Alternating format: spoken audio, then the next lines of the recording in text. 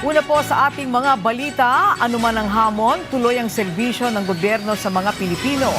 Ito ay giniit ni Pangulong Ferdinand R. Marcos Jr. At sa gitna ng pagtugon sa epekto ng krisis sa Middle East, patuloy pa rin anyang paigtingin ang mahalagang programa tulad na lamang ng pabahay. Si Clazel Pardilla sa sentro ng balita.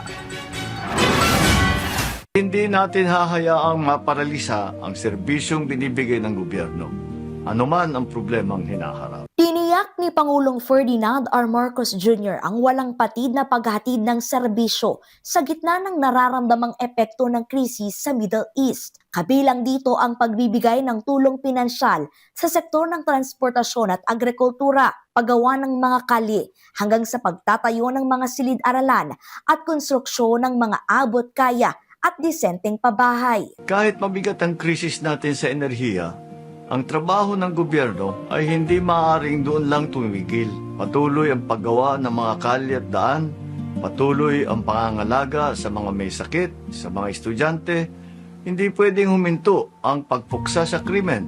Hindi rin pwedeng tumigil ang pagsuporta sa ating mga atleta, sa kultura, sa sining, sa turismo. Patuloy ang trabaho sa lahat ng sangay ng gobyerno. Sa ilalim ng pinalawak na pambansang pabahay para sa Pilipino Programa 4PH, 11,000 murang pabahay na ang naitayo sa Palayan City, Nueva Ecija na personal na ininspeksyon ni Pangulong Marcos. Yung mga kulang na bahay ay kagawa natin ng paraan upang lahat ng nangangailangan ng pabahay ay gagawin natin. 200 pamilya na sa Township Project sa Palayan City ang nakikinabang sa 4PH program na may buwan ng bayad na 4 hanggang 8,000 piso. Kabilang sa nabenepisyuhan si Elsa mula sa dating barong-barong, ngayon ay nakatira na sa Malacondo style na pabahay. Thankfully, nakalipat kami, may bahay kami ngayon. Ayan, maayos yung buhay namin and sobrang peaceful po.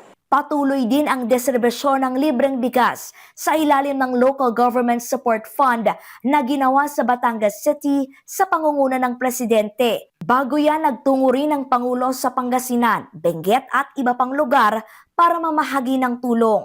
Pagdating sa Malacanang, ayon kay Executive Secretary Ralph Recto, kung nasa palasyo, hindi naman mapakali ang master of multitasking. Kaliwat kanan ang mga pulong.